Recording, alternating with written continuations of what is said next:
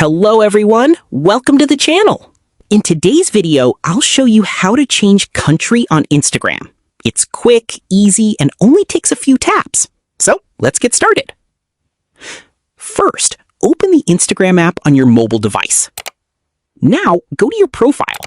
Next, tap the three-line menu in the top right corner to open Instagram settings. Scroll down until you find language and translation. Then tap on that. Now, tap Set Language, then tap Continue. You'll now be taken to Instagram settings. Scroll down until you see Language. Tap Language, then select the language you want to use. Once you go back to Instagram, you'll see that the app language has been updated. In many cases, changing the app language can also affect your regional experience on Instagram, depending on your account and location settings.